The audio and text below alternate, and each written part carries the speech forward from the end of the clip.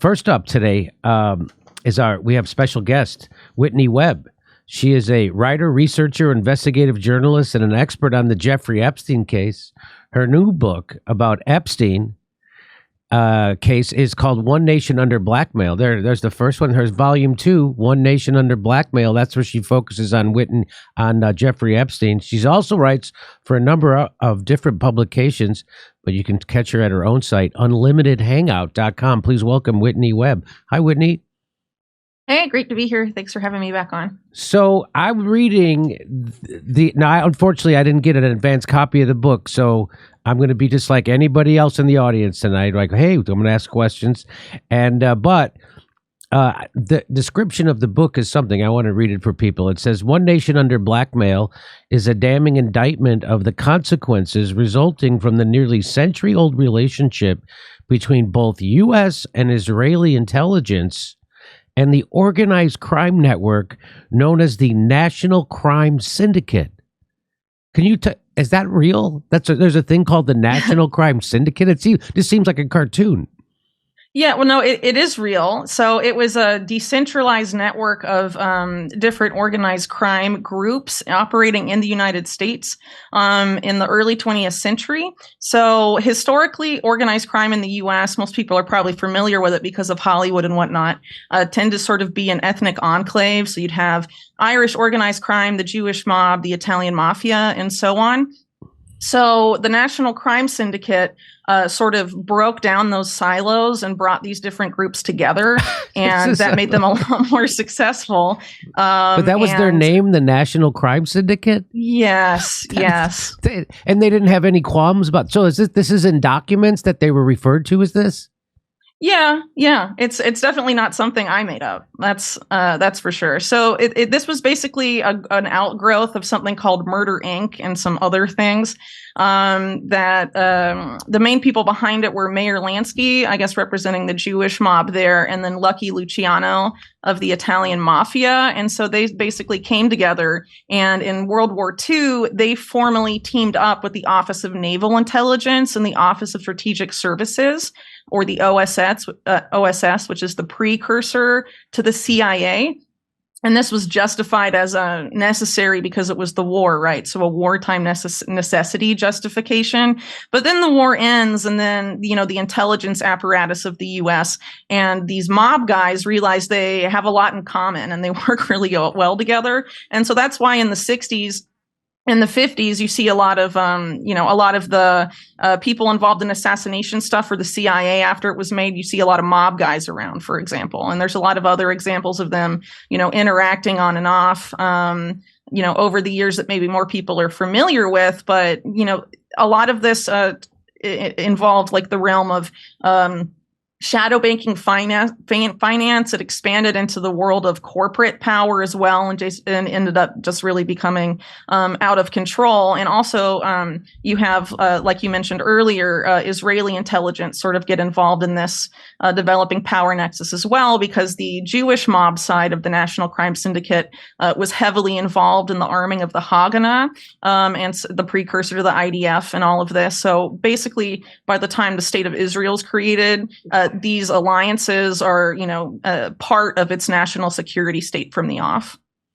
So you've documented literally the organized crime from World War II era coming together with our government. Yeah. And working together now, and to coordinate all them together, all the different crime families. There was a thing called the National Crime Syndicate that but they fought with each other. Like there was factionalism, and so like some of these guys teamed up to take out their competition, consolidate power. So I wouldn't say that this group, right, is the same they were back in the 30s and 20s. I mean, a lot has happened over time, but I think I make a really good case in the book that this is where a lot of it started, or you could maybe argue it happened before, specifically in New York City, because you had the Democratic Party, specifically in New York City, become very much entwined with organized crime. This happened in the early 20th century as well with Tammany Hall, which was very much involved with the power apparatus of New York, but they ended up taking over, organized crime ended up taking over the leadership of a lot of unions and later voting precincts, among other things, which allowed them to consolidate a lot of power in New York, specifically in the Democratic Party at first. And of course, later the Republicans as well. But that's part of what what led to Operation Underworld, as it's called, the formal team up between the mob and the Navy, naval intelligence, and the CIA precursor. There's a name for it? It's called, it's called Operation Underworld. It's a real thing. You can look it up. The U.S. government waited 60 years to admit it was real, but they had to eventually. And what did they do? And what was Operation Underworld? That's where the Office of Naval Intelligence and the precursor to the CIA, the Office of Strategic Services, teamed up with organized crime. And what specifically what was the service that organized crime could provide that the government couldn't do for themselves? Yeah, so what I mentioned earlier about the mob and the unions, what they wanted was intelligence from the dock workers, and the dock workers union was controlled by the mob. Oh. So that's sort of how it started, but it advanced that was a lot. So getting info on the unions is kind of their way to push back against the commies, right? Well, this is back in World War II, right? So it was about German saboteurs. It was about the Nazis. But then you see over time that a lot of the same type of behavior is, all sorts of things, including working with organized crime or drug cartels or what have you. In the decades later, like in the 80s, for example, it's all justified by quote unquote anti-communism and stuff like that. And so why? So I really appreciate you reporting on this. Why is no one else seemingly?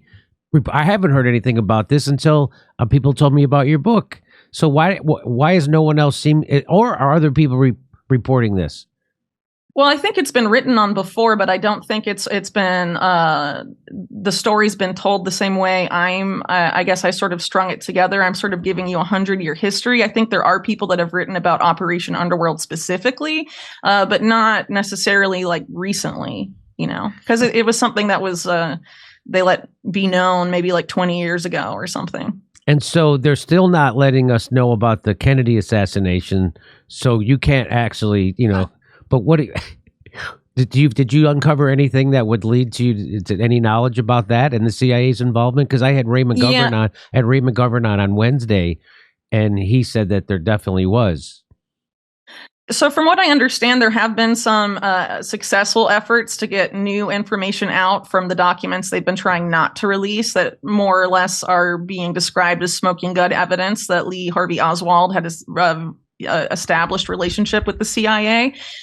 So I didn't really deal with the Kennedy assassination directly in the book, because then it would have been like 3 books.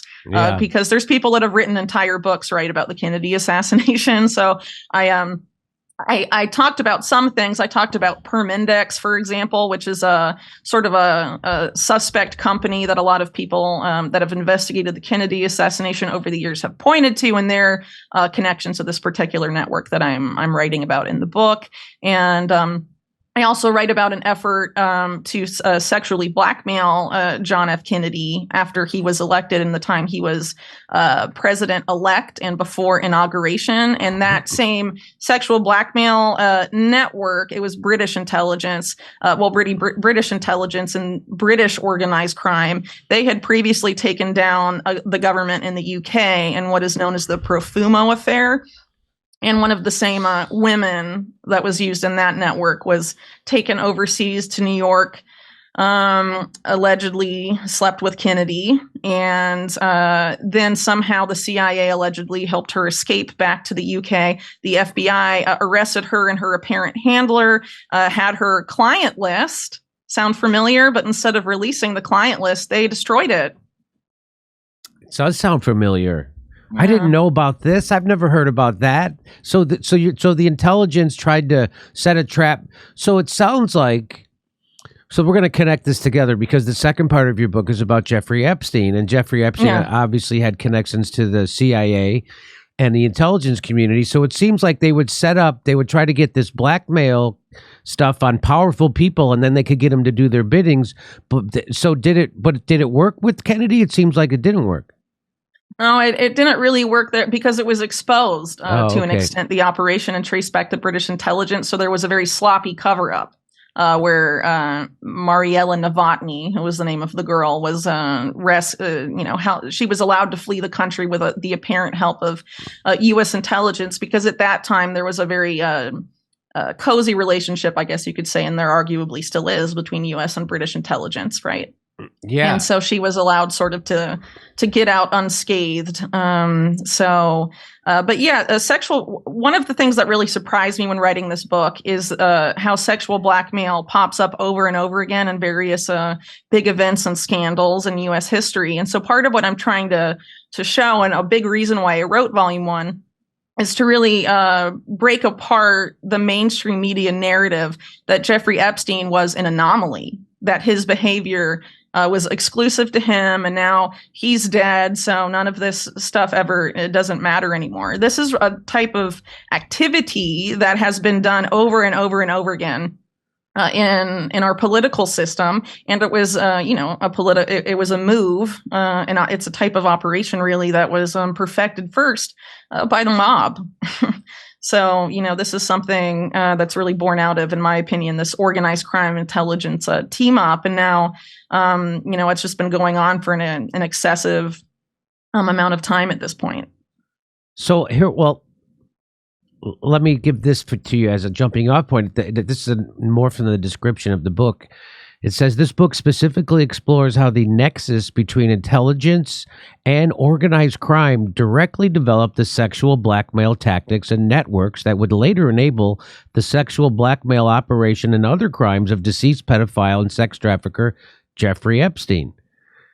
Other books on Jeffrey Epstein focus on the depraved nature of his crimes or his wealth and his most famous politically connected friends and acquaintances, but this book, in contrast, reveals the extent to which Epstein's activities were state-sponsored through an exploration of his intelligence connection. So tell me about, so when the Pizzagate thing happened, right? When Pizzagate broke, that story,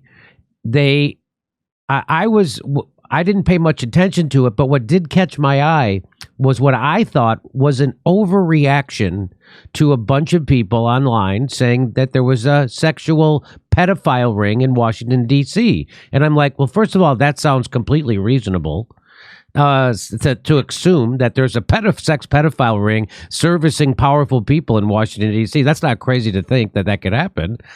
And then no, I just lost my chain of thought. So that they overreacted to that. Just like Seth Rich, if you even mentioned it, you were banished from society. You couldn't ask questions about it. You couldn't cover it. You couldn't do anything. And I was just like, what is going on? Why are they overreacting to this Pizzagate thing so much? Why do they have to? Why is that?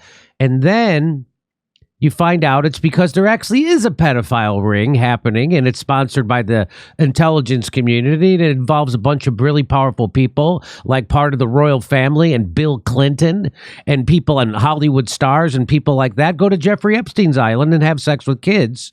And we know this for a fact, and there's a flight log. And so I guess that was, just like when the Wuhan virus, people were speculating that COVID started from a virus that was engineered in a lab in Wuhan, China, and they immediately have to overreact to that and say you're a racist if you think that, right? So that was, that's again, your flag, my bullshit detector went off. You guys are overreacting too hard to that. And so what you are saying is that Jeffrey Epstein isn't a one-off. This isn't some anomaly inside of our culture. This is a regular classic CIA psyop, or classic CIA program to do this. This is how they get powerful people under the CIA's control to do their bidding. This is probably why Donald Trump didn't release those JFK files on his way out the door, because the CIA didn't want him to do it, and they probably have blackmail material on him. And they tried to blackmail him a million different ways. One way was Russiagate. Another way was the P tape. Another way was with his impeachment. They blackmailed him, saying we're gonna have the Senate go along with the impeachment if you do that. So anyway, this is a very long question, so take it wherever you want. Okay, so there's a lot of different places to go. So I guess first off, yes, this is something that's been going on a very long time. In fact, the longtime director of the FBI, J. Edgar Hoover, who was in charge of that agency for decades and decades and decades, the top law enforcement official in the U.S., he was sexually blackmailed by the mob in the 30s. And he didn't even go after organized crime at all because of that. And that's a matter of record. He denied it ever happened. And the sexual blackmail operation that entrapped him also intimately involved a man named Roy Cohn, who was best known as Donald Trump's mentor.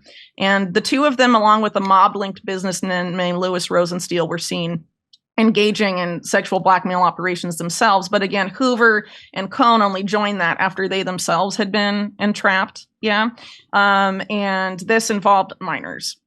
Oh, so this no is something kidding. that's been going. Yeah, this is something that's been going on a really long time. So you're saying and even in addition to that, you're saying J. Edgar Hoover was entrapped sexually with a minor by the mob, by the mafia. Well, so at first he was involved in this sexual blackmail operation after he was blackmailed by the mob. That involved children, but he was initially blackmailed because he was a photo of him was taken giving oral sex to his longtime deputy Clyde Tolson, and that was taken by affiliates of Mayor Lansky of the Jewish mob, and later those fell into the hands of James Jesus Angleton, the first counterintelligence chief of the CIA. So that's another example of how the mob and the CIA like to share intelligence, right?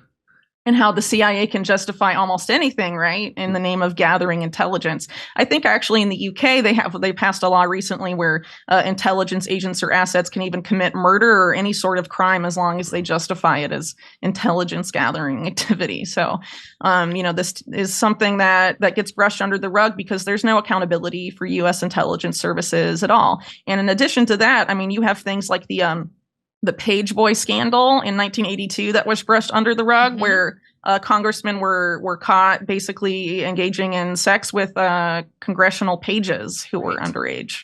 Really? I forgot. I had this. It was in 1982. Yep. And then you have the Franklin scandal. The expert on that is Nick Bryant, who, if you want to learn more about that, I would encourage you to have him on your show. What is it? But that was basically about Republican. It was a lobbyist that was running it. In Washington, named Craig Spence, nominally a lobbyist who claimed to have CIA connections. His partner was a guy named Larry King, based in Nebraska. Larry King would get kids from Nebraska, fly them out to D.C., and they would basically be raped and assaulted by powerful people. And it's a very crazy story. And again, I'm not the expert in that. I do include it in the book, of course, because it's very relevant. But of course, I'm drawing a lot from Bryant's work on that. We covered the Jerry Sandusky situation. Now, he was the guy from Penn State who was sexually abusing the students constantly, and that through that story, I learned that there are networks of these pedophiles, and they have conventions almost, right? And that Jerry Sandusky would take their boys to be trafficked there to trade them and stuff like that. And yeah, if I'm not mistaken, wasn't Louis Freeh, the former FBI director, involved in some aspect of covering up Sandusky's activities? Because he was also later hired by associates of Jeffrey Epstein to intimidate his victims from speaking out. Really? No kidding. So let's move on. He was Clinton's FBI director. Yeah, and then of course, Bill Clinton's on the Jeffrey Epstein flight logs 27 times, even though he said it was only 4. Right? Wasn't it 27 he showed up, or 32? It's something like that. Well, some of them are multiple trips. So they show up on the flight logs multiple times because he was, for example, going on this big trip around Africa. And so there were multiple flights within that one broader trip, right? So sometimes it sounds kind of misleading, to say 27 because they were, part of the same long journey around different countries in Africa, but it was a significant amount of times. And I don't think Bill Clinton is telling the truth about his relationship with Jeffrey Epstein at all. Actually, at that point in time, Jeffrey Epstein and Bill Clinton had known each other for about a decade or so, which mainstream media seems uninclined and not interested in talking about at all. And Epstein was actually helping him set up the Clinton Foundation and the Clinton Health Access Initiative. And this is after more than a decade of Jeffrey Epstein being involved in the most controversial fundraisers in Clinton presidential history. Right after, and he began his involvement with Clinton fundraising right after his name was dropped from the case where he was named the mastermind of one of the biggest Ponzi schemes in U.S. history. So he basically goes from being one of the a notorious financial criminal to becoming, a financial wizard for the Clinton family. And so that's why he was probably picked to set up what a lot of people refer to as the family's political slush fund, the Clinton Foundation. So that's what that was. The Clinton Foundation was a way to keep, while they weren't in elected office. It's pay to play politics with the Clintons. Yes, exactly.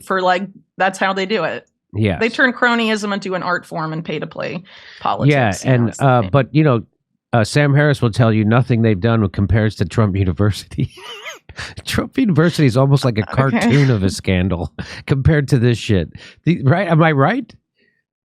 Well, when you're looking at Epstein, to me, the relationship with the Clinton White House that Epstein had is much more damning than the Trump relationship in the 90s. So apparently the Epstein, depending on who you believe, right, the Epstein-Trump relationship fizzled out in the early 2000s over a botched real estate deal where they were both competing over a Palm Beach mansion they wanted to buy. But in the 90s, it seems like, in the late 80s, Epstein and Trump were partying together and were very much part of the same social milieu. And then it seems like he helped arrange for Trump's two girlfriends in the 90s, one of whom he ended up marrying, Melania Trump. The first one was a woman named Selena Middelfart, who's a Norwegian heiress who actually accompanied Epstein on one of his 17 White House visits to the Clinton White House. And that was Trump's girlfriend before Melania. In my book, I talk about how, in my opinion, Jeffrey Epstein was involved in two parallel operations of sex trafficking. So there's the one that everyone knows about the underage exploited girls. But then there's these women that he invests in a lot of times when they're minors, but then funds their education and what have you over time and really develops them as assets. And then he marries them off to his powerful friends. And so it seems like those two women, Selena Middelfart and depending on, again, who you believe, he's alleged to have introduced Trump to Melania Trump, that both of those were sort of arranged by him. So tell me more about Jeffrey Epstein and his work with the government, like his ties with the CIA and stuff. Can you talk more about that? Okay, so it's not just the CIA. Israeli intelligence plays a major role here, and I would argue in terms of the sexual blackmail activities, that's going to be Israeli intelligence above the CIA, but most likely sharing intelligence with the CIA. Yeah, but earlier on in the 1980s, in the early 80s, which is when it seems like he gets directly involved with intelligence, it appears to have been the CIA, and then he gets tied up with the Maxwells sometime in the late 80s or early 90s, and at that point, it seems to shift again. Isn't Ghislaine Maxwell's father? Wasn't she in the Mossad?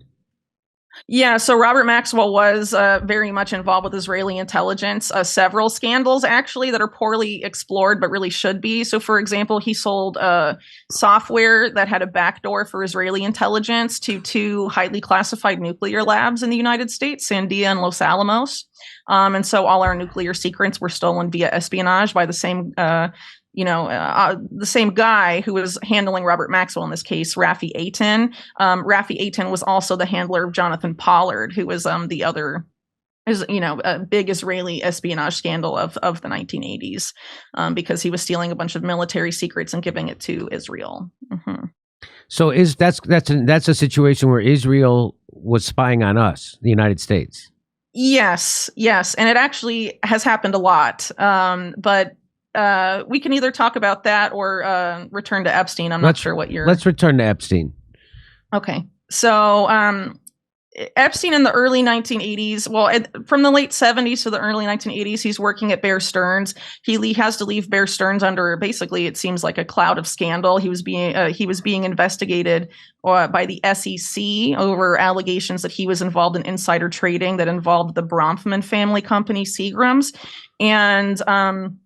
he appears to have been advised to leave his post at Bear Stearns. So at that point, he sort of enters this murky world where he claims he's either hiding or finding money for powerful people, looted money, so stolen money. So either he's helping financial criminals hide their loot, or he's helping the victims of financial criminals find what was stolen from them. So that should tell you right away that Jeffrey Epstein was an expert in shadow banking and illicit finance. His main clients allegedly during this time was Adnan Khashoggi. That's coming from a former business partner of his, Steve Hoffenberg, who's dead now, and Vicky Ward as well. And Adnan Khashoggi at this particular period of time was on the payroll of Israeli intelligence, involved with U.S. intelligence, Saudi intelligence, many intelligence agencies. But most importantly, he's one of the guys that in this exact period of time is setting into motion what later becomes known as Iran-Contra.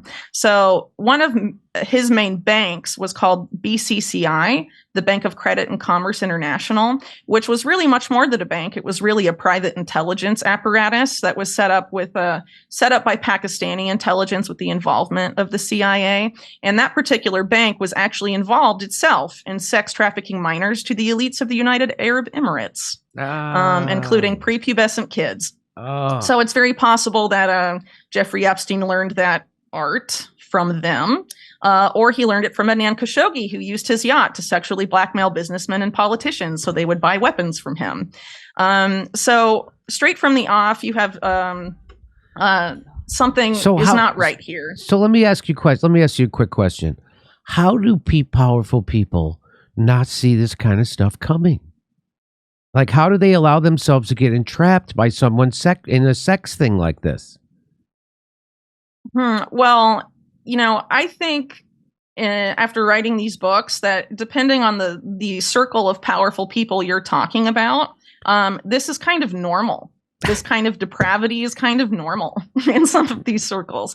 In the other cases, it might be naivety. They don't expect to be entrapped at this party or have this filmed when they go somewhere and everyone else is doing it. So why don't I partake as well? I mean, there's a lot of different reasons. Okay. And another possible reason, too, is that I think that, intelligence agencies don't just blackmail people once they're in power. I think there are cases where they blackmail people who are unknown and then elevate them into positions of power. And that way they're controlled right from the very beginning. Yeah. So then they can just partake as much as they want. Right. Okay. So I'm sorry, I interrupted. Go back to your Jeffrey Epstein timeline. Yeah. So at the same time, Adnan Khashoggi hires Jeffrey Epstein as a client to do finance stuff for him. He hires Roy Cohn as a lawyer, and he hires Robert Keith Gray as his PR guy. Robert Keith Gray is the guy behind the Pageboy scandal we talked about earlier. And I just mentioned how Roy Cohn also had a longstanding involvement of sexual blackmail. And at this time, Roy Cohn is also best known as a mob lawyer. So it's very interesting. You have these people all swimming around Adnan Khashoggi. And the other interesting thing is that just before this, Roy Cohn and Robert Keith Gray had worked very closely with Bill Casey at the Reagan campaign. They worked directly under him. Bill Casey is CIA director at this point. But that was only about 2 months before Jeffrey Epstein left Bear Stearns. And before he was CIA director, Bill Casey was the lawyer for Bear Stearns. So that's kind of an interesting connection because you have, legal trouble for Epstein at Bear Stearns. So it wouldn't necessarily have been Casey saying that he should go. It would have been whoever Casey put in charge of his legal portfolio while he's CIA director that would have told him that. And then he starts hanging around with all these, Casey associates involved in sexual blackmail. And then Adnan Khashoggi, who's the guy that is being used by Casey and others to set into motion Iran-Contra. And Iran-Contra a lot of times is misunderstood as just the arms for hostage crisis. But really what it was, in a broader sense, was Bill Casey was denied by Congress funding for sending weapons to the Contras. So he wanted to find a way to avoid ever having to ask Congress for money again, right? He wanted to find a way to make the black budget self-sustaining so he didn't have to have congressional oversight of anything the CIA did ever again. So it wasn't just about the Contras. It was about finding rackets that would, feed money into the CIA so they could do whatever covert operation they wanted anywhere in the world. And so in Iran-Contra, that's why you've drug trafficking and arms trafficking being major revenues of income for that particular operation in the Contra support apparatus. And of course, there's a lot more going on there, but that's essentially the world that Jeffrey Epstein's stepping into in the 1980s to a significant degree. And then in the later 80s, he gets involved with Les Wexner, who's also tied to organized crime and a lot of other crazy stuff. And then Stephen Hoffenberg, with whom he plans this giant Ponzi scheme. And then, as I mentioned earlier, his name gets dropped from the case and he's going and hanging around the Clinton White House. Wow. And then he just, it's amazing. So he comes from Bears and Stearns. I didn't know Casey came from the former. Well, he was the lawyer. Yeah. So he was, yeah. Yeah. But it's amazing. I mean, it's really fascinating to me. It is fascinating, all these. And so, he gets in. So then he's just pals with the president of the United States. He becomes pals with Bill Clinton. And now, and we all know the story from there, right? So that, and then he just it's even weirder than that. So the first guy that invites Jeffrey Epstein to the White House is Robert Rubin. And Robert Rubin later becomes Treasury Secretary under Clinton. But at this point, he's director of the National Economic Council. But right before that, and this is in the beginning of 93, so Rubin had only been in that position for a couple months. Before that, he's the head of Goldman Sachs, which is the bank that was the biggest accessory, arguably, to Robert Maxwell's financial crimes, including the stealing of the pension money from the people that work at the Mirror Group and some of the media organizations that he ran. And right? so that's an interesting connection. You're talking about Ghislaine Maxwell's father. Yeah, Robert Maxwell. Robert Maxwell. Okay. So who died in 1991 under odd circumstances. Yes. Again. Yeah, it seems like seems like the Mossad killed him, right? That's that seems to be the case. Yes. Yeah. Well, even Ghislaine Maxwell thinks that. She says it was rogue Mossad agents and Sicilian contract hitmen that killed her father. She doesn't believe her father died of suicide. Yeah. Why is she allowed? So the big question people have about her is that how could she be? I don't think you have an answer, but how could she be convicted of child trafficking, sex trafficking, but there aren't any of her Johns? Where are the people she trafficked those kids to? Go ahead, Nancy. They're not going to release it. Remember what I mentioned earlier about that client list they had that the girl that slept with John F. Kennedy, and and the FBI's like, we don't need this. We're just gonna light it on fire and get rid of it. Yeah. So the FBI is not there to investigate and hold the powerful to account. They are there to cover up for their crimes and step on you, basically, the little people. Okay, so they're not going to release it, right? I guess is my point. And I don't think Ghislaine Maxwell's going to talk either, because she went from this dingy prison that Epstein, quote unquote, killed himself in, but now she's in country club prison in Florida doing yoga and having vegan Thanksgiving dinners and apparently having a grand old time. Why do you think they didn't kill her, but they killed him? You mean Epstein? Yes, they killed Epstein. Yeah, everyone knows they did. I think Ghislaine Maxwell, after what happened to not just her father, but also Epstein, was willing to keep her mouth shut to stay alive. And he wasn't? I think he was more of a liability, because he's not just involved in sex trafficking, right? He's involved in major financial crimes and a lot of other stuff. Okay. Ghislaine Maxwell is definitely much more focused on sex trafficking, though it seems like the whole Maxwell family, or her siblings, were very much involved in some crazy stuff with Microsoft and Bill Gates that I talk about in the book. What's that? So you may have heard the mainstream media narrative that Jeffrey Epstein and Bill Gates didn't meet each other until 2011, but that is a bunch of hooey, because there's mainstream media articles from 2001 saying that Jeffrey Epstein made all his money from his business connections to three men. And those three men are, in this article, Leslie Wexner, Donald Trump, and the third one is Bill Gates. So how did Jeffrey Epstein make a bunch of money with Bill Gates if he didn't, by 2001, if he didn't meet him until for another decade? Doesn't make a lot of sense, right? And then you start looking at this whole relationship, and it's very clear that there's no way that's true. A really good example is a woman named Melanie Walker, who was apparently supplied by Epstein to service Prince Andrew at Zorro Ranch on a couple of occasions. She was recruited by Epstein in 1992, allegedly as a Victoria's Secret model, but there's no evidence she ever actually modeled for Victoria's Secret. He apparently was funding her education, hires her as his science advisor in the late 90s. And then a couple years after that, in the early 2000s, she becomes the science advisor to the Bill and Melinda Gates Foundation. Oh. So if you're going to apply to be science advisor to the Bill and Melinda Gates Foundation and your CV says, my most recent experience is being the science advisor to Jeffrey Epstein, and you're Bill Gates hiring your top science advisor, you would have to know who Jeffrey Epstein is and what kind of science he's into. Right? Yes. So Bill Gates in deep with Jeffrey Epstein and lying about it. Yeah, but I think part of it's not just to protect Bill Gates, it's to protect Microsoft, because you also in the 90s have Jeffrey Epstein flying around on planes to official Microsoft functions in Russia, apparently giving women to the chief technology officer who was very close to Bill Gates named Nathan Myhrvold, a relationship with another top Microsoft executive named Linda Stone, who hired one of Epstein's entourage to be her secretary. All sorts of stuff going on there with Epstein and Microsoft. And it's not just Epstein, as I mentioned earlier, the Maxwells. Ghislaine Maxwell was very much invested in a company that was run by her twin sisters, Christine and Isabel, called the McKinley Group or Magellan. It was one of the first search engines. They made an early deal with Microsoft in 1995. And it was Isabel Maxwell that made that deal specifically with Microsoft. There's this very weird article in The Guardian from 2000 where Isabel Maxwell, and I read for the book, I read maybe 30 interviews Isabel Maxwell has given over the years. And this is the only one where a journalist says she started purring and speaking in a fake Southern accent. And she does that when she talks about Bill Gates. Isn't that weird? What? Yeah. Yeah. That is weird. Yeah. It's weird. So, she must have known him pretty well.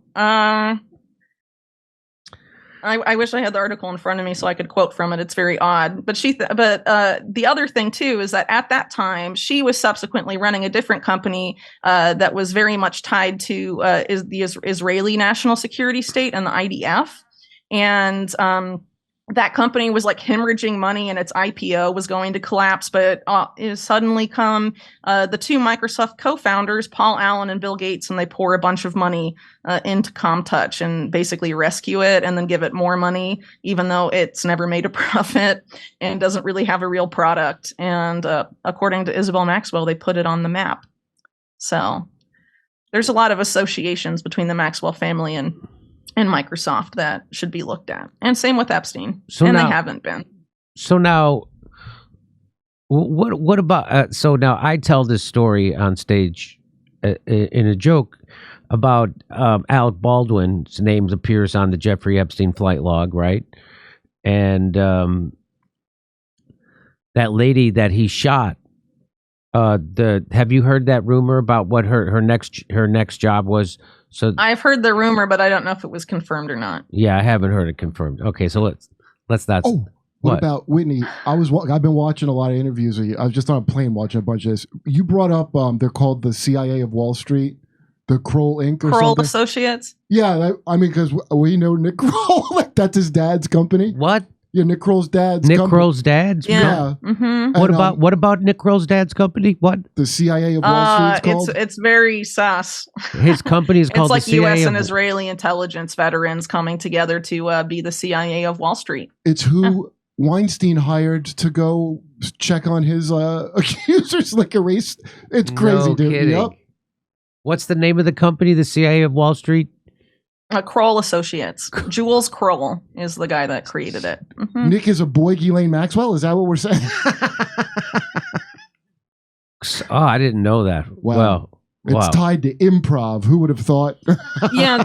Do you remember when that judge was shot? She was going to look into that case. She was going to rule over that case of Deutsche. Yeah. So the guy that allegedly did a hit on her home is an ex-Kroll Associates employee.